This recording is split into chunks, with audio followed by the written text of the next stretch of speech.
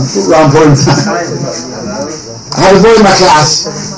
This boy is probably the most outstanding boy I've ever taught, probably. And except for Johnny. I never told Johnny. I know I'm good. So this boy is from Manchester originally. Today he's in Cobham in Schwalbe. Well, you've got to hear the story. It's a gardening story. I used to have the boys, a class you do the sixth form used to come for food with them. So you want to serve wine, but you don't want them to go silly or crazy. So what I did was, without them realising it, I bought very posh-looking, low-alcohol wine. Now, what's the difference between low-alcohol wine and regular wine?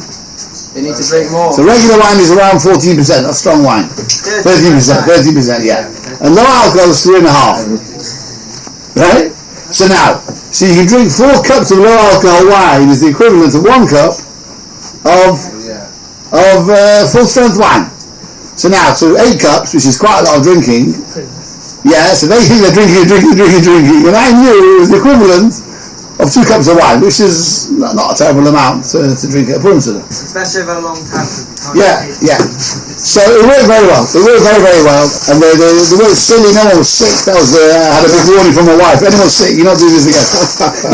And it was a fantastic Purim Seder. I had a knock on the door, ran from another Moshe, came in, he started to dance. It was Givaldi. Anyway, all of a sudden, a boy from a higher class came in, toe shaker. Mum was toe shaker. You could see he was toe shaker. Now, toe shaker for this boy was a very serious thing to do, because if his father would have found out, it was not going to be easy for him. But put it mildly. Anyway, so he came to my house. He drank 1 cup of low alcohol wine. Now, I checked it all up beforehand. This was about an hour or two after the Suda. I myself at the Suda, I drank half a bottle of low alcohol wine. So I knew that was only 1 unit. Yeah, or half unit, maybe 1 unit, and if every hour you wait, you get 1 unit leaves the body. So I knew I was legally allowed to drive. I was perfectly okay. So this boy I knew would not make it home, so I gave him a lift home. So this is Purim afternoon. So that night, about 12 o'clock, I get a phone call from the father. Rabbi Schwalbe, did my son come to your house at Purim? I said yes. I said, did he get sick in your house? I said no, he was sick when he came. Did you drive him home? I said yes. He said, were you drunk? I said no. He said, were you under the influence of alcohol? I said not at all. I told him what I'd done. I checked with the law beforehand. So he said, well, I tell my children, if you've had 1 drop of alcohol, you don't drive a car at all. So I thought, keep your comments to yourself, yeah? What's that going to do with me? But anyway, found out a while later what had happened, why the father was so upset. The boy came home and knew if his father finds out he's shikha, he's had it. He went upstairs quietly and went to bed. But after a while he felt sick. And he tried to run to the bathroom, he didn't make it. All over the landing carpet, he was sick. And this is not just like water, this is red wine staining the landing carpet. It was anyway, so I knew the father had tinnitus on me. So how did I sort it out? So a year later, when the boy was gone to Yeshiva in Yerushalayim, so we were going on the Yeshiva trip. So I phoned the mother and I said, I'll take some stuff for your son. We're going to the Yeshiva. Send a parcel. We've got 10 suitcases. They're not full. So she said, oh yeah, he's missing his Robinson's orange juice. And he needs a pair of trousers. So she brought them out. I said, pleasure, I'll take them. Anyway, then she changed her mind. A friend of hers was going a bit before us, took the trousers. And she was worried the Robinson's orange juice would split in my bag and open up in my bag. Have you ever had a bottle opening up? Never. So I thought, that's the tongue. I went and bought some Robinson's orange juice. And I took it. And I went to the Yeshiva. I said, here. I said, it's from your mother. You don't buy it in Israel? Not Robinson, apparently not. Maybe now you can. Anyway, so he phones home, of course. And he says to his mother, thanks for the Robinson's orange juice. And his mother can't. What I'd done. And when I came back and I met them, they were happy with me, they were so happy. And since then, every time I met him, we had a good chat. And it was very good. It was very good. Sorry? Should have put in a spunky suitcase. The funny thing was, around this time of the year, so I collect money, so I thought I'll take advantage of it. And I sent a letter to his father. I sent letters out, 150 letters out. He sent me 200-300 quid. I thought, he's happy with me. You know, it was worth it. It was worth it. So, Baruch Hashem. Anyway, so I don't belong to, but it says, Achaz von Me'ela, Kesher Chamas Hamet Achashverosh. So now he calms down and he sobers up and he realizes he's got a big problem on his hands. He hasn't got Vashti anymore, and he starts trying to relive what happened. And of course, you know, things are rather hazy when you're shikha. It's quite hard to remember what happened. According to the Medrash, he asked the Chevra, his servants, what exactly happened to Vashti? Why is she not here? Why did we kill her? And they sort of tried to tell him, you know, she didn't listen. And he basically went crazy with them and had them all executed. Which is very interesting. The reason Chazal said they wouldn't pass him the case for him, because they knew he would go mad with them. If they said guilty, they knew he would take it out, and that's exactly what happened. That's why if Memuchim was Haman, he changes his name. There's a warrant out for his arrest because he killed all the advisors. Now, but the wording of the pasuk is, he realised it wasn't that bad what she'd done, and what they'd done to her was far more, the punishment didn't fit the crime. So the words of the pasuk are, he said, Zacha is Vashti, he remembered Vashti, Ve'es Hashem Sasa, that which she had done, Ve'es Hashem Nigza Aleha, and that which was decreed, she was killed for what, in retrospect, wasn't that bad, it was wrong, but it wasn't so serious, it warranted the death penalty. So now he had a big problem. The big problem is, how's he going to replace Vashti? Because which woman wants to be the queen of a guy when he gets angry? Every day? Yeah, right? Colin, so who wants to marry somebody? So A, could you find somebody as good as Vashti? A. B, even if he did, does he want someone like Vashti again who's not going to listen? And C, let's say he does, is any woman going to want to be his queen? So what's he going to do? He's absolutely stuck. And he realised, he thought it through, he's in a real pickle. A, what he did was an overreaction. And B, how's he going to sort this out? He didn't know what to do. So now you can see, these 7 guys who advised him at the party were not there anymore because he doesn't ask them for advice. He goes to Nare HaMelech, Mishorosov. He's now got younger advisors because the all senior ones were all executed. And he asked them for advice.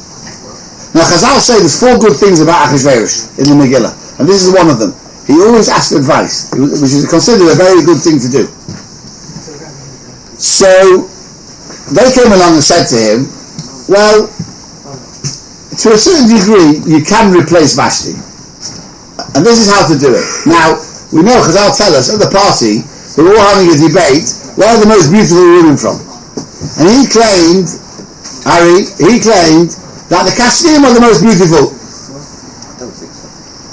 But how did he know that? So they said, this time, make a contest around everywhere. They have to send in all the nice looking girls, and now you won't just believe you've got the nicest queen, you'll know, because you checked. Try before you buy. You'll know because you'll have checked out the whole Malchus. So that was their advice, and they used very, very interesting words. They said, Yivakshu lamelech na'oros b'suras teves mara. They should search for the king, nice looking girls. V'yafke lamelech b'kitim b'chol medinas malchusay. Not only that, it became compulsory. It wasn't a voluntary contest. He put officers around everywhere. Now listen carefully to these words. Harry, if you're not listening, you can go. It's a pleasure. El Shushan Habira. It says, where should they go? You'll see something amazing. Esther's not taken there. And there's no explanation why not. Where should they go? El Beis Hanoshim, special place for the women, under the supervision of Yad Hege Shus HaMelech Shoma Hanoshim. Now, very interesting. Women, when they're given cosmetics, look better. He said, don't let them bring cosmetics from their home, because some are wealthier, some are poorer. He said, and therefore some will be able to make themselves look nice, some won't. You provide, you actually provide the Talmud, because everyone's got the same, and now you're taking see who's the nicest, because you give everybody as much as they want, or whatever they need, without any question, and then you'll see, you'll have proper proof who's the nicest. Yes, no? Doesn't you want natural girls? You'll find out when you get married, women wear makeup. Yeah, They wear cosmetics, that's a fact, that's just a fact. dip themselves in makeup. Well, Fake dip. right? Now, they said now, if he then collects them all over the world, he's got an advantage. The one who is good in your eyes, it doesn't say make her the queen. Don't make that mistake again. Don't make her the queen. Just tell her Tachas Vashti, she'll sit on the throne next to you like Vashti, in place of Vashti, but don't actually coronate her as queen. Right? Vashti seems to had too much, or felt she had too much authority. So just put someone there in place of Vashti. But we'll see he doesn't do this. Very interesting. And he took that as good advice. And remember we said, when Haman brought in the new rule, when the king can now make decisions himself, Vayash came. He issued the order, go and do this idea. Now just bear in mind, just don't forget that thing, that he said when they come, they should go El Beis HaNoshim. It doesn't say where this Beis HaNoshim was, it was somewhere in Shushan. But we'll see later, with Esther, for some reason, part of the Hashgacha process, they didn't take Esther there. They didn't take Esther there. Now, second part of the Megillah, Ariel, takes place now. Ish Yehudi Haya b'Shushan Abira. There was one Jew in Shushan Abira. Now, why does it not mention, so it seems to be, Mordechai is introduced as the hero of the story. There was a Yehudi, a real Yehudi in Shushan Abira. Esther is not mentioned. It seems to be all around, there was, Mordechai was there, and Esther happens to be his cousin who he brought up, and she also happens to be there. But he puts the focus on Mordechai. Esther's the one who went to the Melech, the Maisa, and did everything. So the Al-Shekha Kodesh says, very interesting, I think the Al-Shekha, he said it's the derech of Tanakh, the one who starts things rolling, gets like the credit for it, because he got it going. So he says with Devorah in Shoftim, so Devorah is a Neviah, but she didn't go and fight, she sent Barak to fight. So why did he start off give it to Devorah? Because she got the ball rolling, she told him to go and fight. So he said that's the derech of the Torah, the one who starts the ball rolling, so to speak, he's given the initial credit, so that he's mentioned as the hero of the story. Does it work the same vice versa? If it's bad, it's in a bad situation. The one who starts the bad, could be, yeah. Okay, so now, so is Yehudi Haya top table Shushan Abira. So what does it mean there was one Jew in Shushan Abira? So say Chazal, an amazing thing. He was the only one who lived like a Jew in Shushan Abira. All the others had assimilated, gone to the banquet and all those things. They weren't living like Yidden anymore. So the term is made. There's only one Yid living like a proper Yid in Shushan. U'Shemoi Mordechai ben Yoel ben Shimi ben Kish Ishimini. Now this pasuk, because I'll pick up on, doesn't make sense to feed the pshat. Because Ben normally means the son of. Now, Shimi and Kish were generations before. It wasn't his grandfather, great-grandfather, father, grandfather, great-grandfather. There was 23 Deiros from Mordechai to Binyamin. So why does he mention, don't forget Mordechai's writing here, Baruch HaKodesh, why does he choose, of all his ancestors, these three? Why does he choose these three? Why does he choose these three? Again, which three? Yeah, it says Mordechai ben Yair, the son of Yair, ben Shimi, the son of Shimi, ben Kish, who was the father of Sholom Melech. So they're all ancestors of his, but why pick on those three? Why pick on those three? What did they do that's maybe similar, or what did they represent? I don't know. That's the question. So Chazal say, the Pasuk's not coming to tell you his yichus. Because if that was the point of the Pasuk, it would give you the yichus properly. Right? So he said, Chazal say like this. These three things are not actually names of people, they're adjectives of Mordechai. They describe what Mordechai did. Now, the Gemara says like this, Yo'ir, what is the root of the word Yo'ir? From the word Oir, light. So Chazal says, Sheheir Eineim Shel Yisrael b'tfilosa. With his tefillahs, he lit up the eyes of Klal Yisrael. When that Gezerah came out from Haman, that was the end, wasn't it? That was the bleak end, was the forecast. And it says, they were finished. So as far as they knew, they were finished. With his tefillahs, it says, like Yehudim Hoysa Oira. Right? So he was Ben Yo'ir, he lightened up Klal Yisrael's eyes with his tefillah. Ben Shimi, what's the root of the word Shimi? Shema, which means to listen. Because Baruch will listen to his tefillahs. Now, let's ask a question. Is that a big chiddush? Is that a big chiddush? If I listen to his tefillahs? Chaim, is that a big chiddush? But who listens to? Wait, sorry, can you say that? Because Baruch will listen to Mordechai's tefillahs. Wow, yeah, I think so. If you've got a big tzaddik like Johnny, you know what I mean? Because Baruch will listen to tefillahs of great people. Yeah, Ariel. From the Berach Haben, from the Chad Gadya. You know what I mean? Yeah. No. Yeah. So what's that? The answer is, they were taught in Golos, it's taken very hard to get your tefillahs listened to. At the time of Esther upon him, because God was not listening to the tefillahs of Klal Yisrael, it is a very big thing to get your tefillahs listened to. It was a very great achievement that God will listen to. And then Ben Kish, what's the word in Ivrit or Hebrew to knock on the door? Or to shake a rattle. It's the kashkesh. Yeah? So the one says, Shehikish al Dalsi Rachamim, he banged on the doors of Rachamim in Shamayim and they were open. Now, how do you do that, David? How do you get those doors open? So, you imagine, you obviously need some big custom, very powerful tefillahs, right? You probably need a lot of Zikra Rabbin, you probably need a lot of tefillah. What's Zikra Rabbin? Zikra means you bring merit to the public, right? There's only a limit how much you can do yourself in your lifetime. But if you bring merit to the public, then it's exponential. There's no limit, right?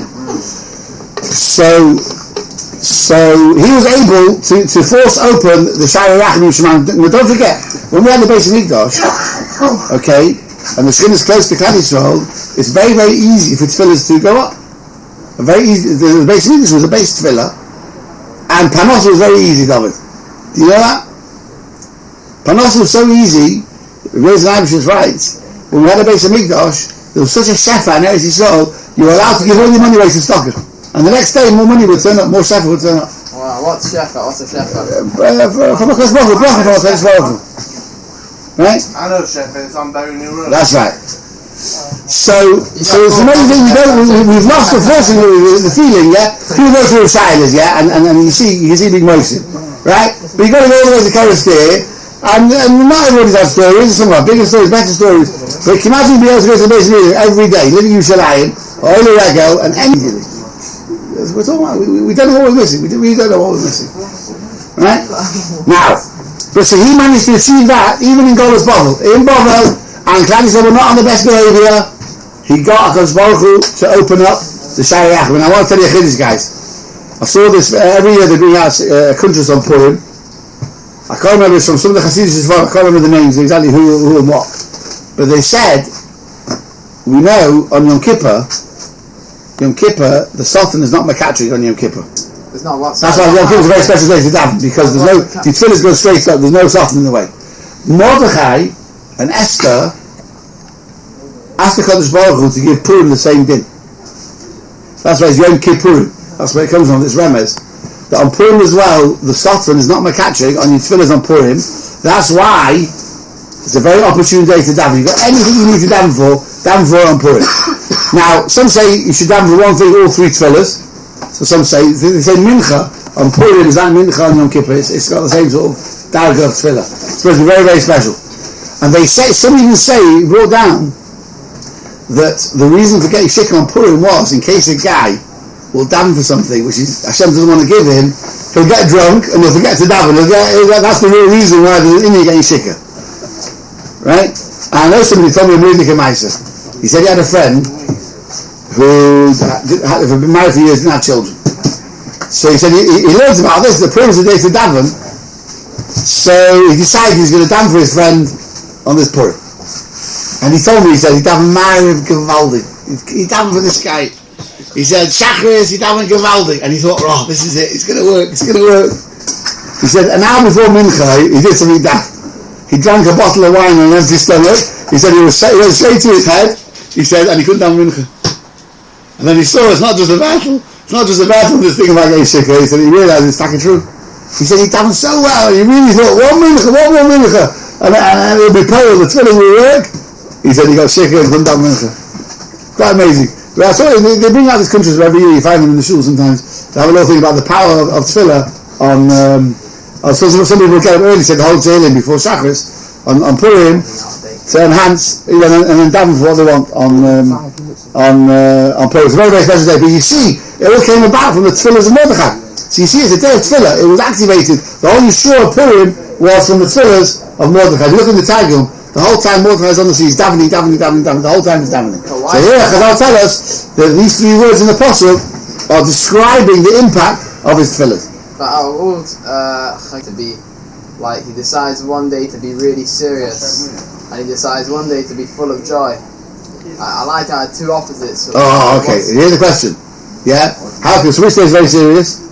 Yom Kippur. Oh, so the Vilna going right, it's going to be amazing. Every Yom Tov is half Lashem, Chatzi Lashem, and Chatzi Lachem. So he says, Yom Kippur is Kulei Lashem, so where's the other half? He said, Purim is the other half of Yom Kippur, is Kulei Lachem. And that's the two go together. So it's like a day, Kulei Lachem, you're right. There's the half. Wow. The balance between the two. Some also say Yom Kippur is Tshuva Miyira, because it's like and Purim is Tshuva Miyava. And Tshuva Miyava is always more effective. Because I'll say the tikkun is bigger. It's even bigger, Tshuva Miyava. Right? You'll find it easier to ask somebody Mechila on Purim, but you need to ask than on Erev Yom Kippur. It's a funny thing. Because the Av is in the air, it's in the atmosphere. Somebody you need to apologize to, you'll find it much easier on Purim than you will on Erev Yom Kippur. That's very good. Okay, now, then describes Mordechai, his tremendous love for Eretz Yisrael. 3 times he got shipped out from Eretz Yisrael to Golus. 11 years before the Beis Mikdash was destroyed, Nebuchadnezzar came and took away all the nobility from Eretz Yisrael. Didn't destroy the Beis Mikdash yet. He took Mordechai off with him. He went with the first batch. He went back again, and he got kicked out again. 3 times it happened. He didn't want to be in Golus. Now that is very significant, because in that generation, they got very comfortable in Babel. And when he went back with Ezra and Nehemiah, only 42,000 Yidden went back. The Yidden got very comfortable in Golus. They didn't want to go back. But Mordechai wasn't like that. He wanted to go back. In fact, he did eventually. He went back. He was at the beginning of the Baisheni. He was there. So he says, Asher Hoglam Yerushalayim. He was exiled from Yerushalayim. Ima Goyla. Asher Hoglam, second time, which was exiled in Yechoni Melech Yehuda, with Yechoni the king of Yehuda. Asher Hegla Nebuchadnezzar Melech Babel. 3 times says the word Hegla here. Any opportunity to go back, he went straight back to Eretz Yisrael. And he kept on being carted back off to Babel. Now, so there's Mordechai, he's now on the scene. He lived in Shushan, and that's why Hashem brought Achashverosh to him. Now he looked after Hadassah. Who's Hadassah? He Esther, better known as Esther. Bas Doida, his uncle's daughter, so it's his cousin. Now this pasuk is unbelievable. Ki ein la'avim, she had no father or mother. Which means what? They died, yeah? Orphan, that's right. V'hanari if Astola v'Torah's married, she's a very good looking girl. With the most of when her mother and father died, Lekacha Mordechai lo levas. Mordechai took her as a daughter. He looked after her.